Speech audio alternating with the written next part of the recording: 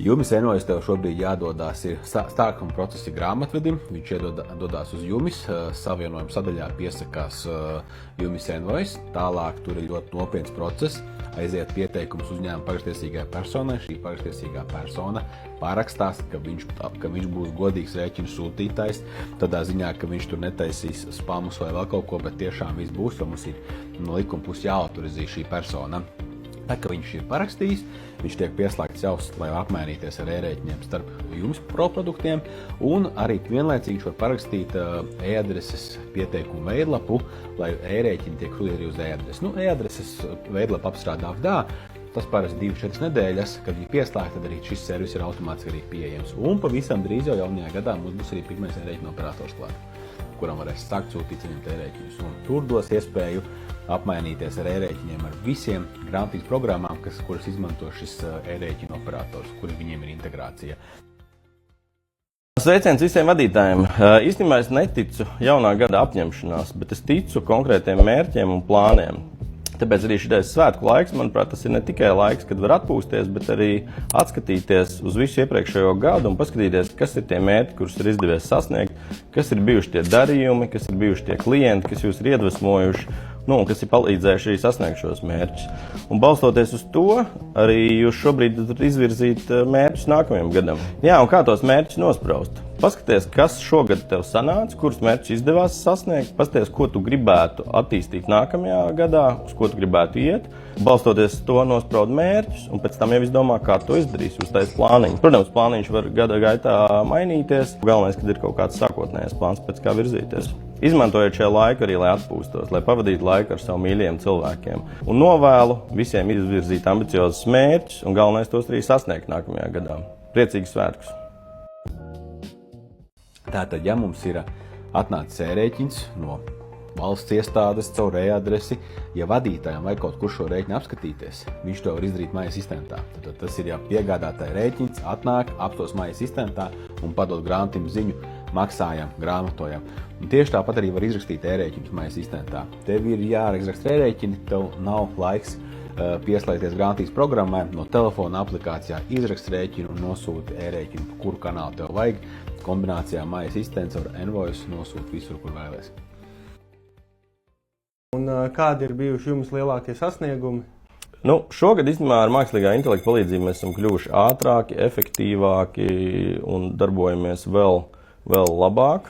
Tūkstošiem lietotāju šogad mēs esam palīdzējuši strādāt arī ar mūsu risinājumiem labāk. Esam strauji attīstījuši gan Jumis Finance, gan Jumis People, gan arī visus mūsu pārējos risinājumus. Tā kā ir daudz jaunas iespējas arī iedotas klientiem. Plus mēs esam palaiduši jaunu risinājumu Jumis Envoys, kas pavisam jauns e-rēķinu apmaiņas risinājums, kas būs nākamgad viņš augs vēl straujāk. Un, kas ir vēl ļoti nozīmīga lieta, mēs esam izveidojuši Latvijā pirmo grāmatvedības ārpakalpojumu kopienu Jumis Connect, kurā satiekās simtiem grāmatvedības ārpakalpojumu biroju, apmainās ar idejām, ģenerē jaunas idejas, palīdz viens otram, kas, man liekas, Latvijai nav ļoti tipiski, kur mēs dzīvojam viensētās, tad tagad mēs esam apvienojuši visus šos grāmatvedības ārpakalpojumu birojus tādā vienā draudzīgā kopienā. Kas mums ir? Mums ir radies jauns e-rēķina risinājums Jumis Pro, tas ir Jumis Envoys. Kas viņā jauns un kas viņā labs, tas ir risinājums, ar kura palīdzību Jumis Pro produktu lietotāji tiek sakonektēti ar visiem e-rēķinu kanāliem, e-adresi, apmainīties e-rēķiniem savā starpā un vēl arī sūtīt citiem e-rēķinu operatoriem. Tā kā viss caur vienu kanālu, caur vienu konekciju. Kāds ir nākamā gada lielākais mērķis vai vairāki mērķi? Nākamgad attīstīsimies vēl straujāk, vēl drosmīgāk. Mums, protams, attīstīsim visus mūsu produktus, gan Jumis Finance, arī Jumi. Arī Jumi mēs esam nolēmuši attīstīt arī nedaudz straujāk, arī Jumis People, protams, un visus mūsu aktuālos produktus. Paldies īstenībā visiem klientiem, gan par viņu ieteikumiem, komentāriem, bieži vien ļoti godīgiem komentāriem, kas virza mūs priekš, palīdz mums attīstīties, redzēt, ko mēs varam darīt arī labāk. Tāpēc arī novēlu visiem mūsu klientiem mierpilnus šos svētkus, pavadīt laiku ar savu tuvajiem cilvēkiem, un tad jau tiekamies atkal nākamgad un malcam uz priekšu. Rēķinies ar panākumiem. Rēķinieties panākumiem. Kā tu iesaki pavadīt garās brīvdienas? Protams, pavadām laiku ar saviem mīļajiem, noskatāmies kādu filmu, izcepam pīrāgus, piparkūkas, izējam kādu dabas taku un esam kopā. Novēlu, lai visas vēlēšanās piepildās un Rūķis atnes tās dāvanas, kas ļoti kārojās.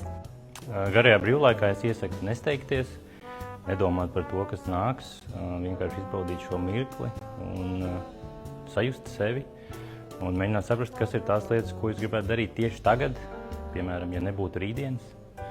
Izbaudīt šodienu, izbaudīt brīvdienas, ir sniegs vai nav, vienalga. Un jaunajā gadā es novēlu jums, lai jums ir viss, par ko jūs sapņojat, un tajā pašā laikā, lai jums vēl ir kaut kas, par ko sapņot. Tā, lai vienmēr varētu turpināt attīstīties, kustēties uz priekšu, lai dzīvē nepaliek garlaicīgi. Jo, ja dzīvē ir interesanti, tad vienmēr būs kaut kāda attīstība un aizraujoša dzīve. Viestur, kādi ir bijuši šī gada lielākie izaicinājumi? Šitais gads nav bijis viegls, nav bijis viegli pastaigā parkā, jo ekonomika bremzējās, attīstījās ļoti lēni. Kā jau katru gadu arī dabūt jaunus kvalificētus darbiniekus ir ļoti sarežģīti. Protams, arī kā vienmēr likumi mainījās biežāk nekā laikapstākļi, bet mēs jums tikām ar to galā, turpinājām augt, attīstīties un palīdzēt arī mūsu klientiem.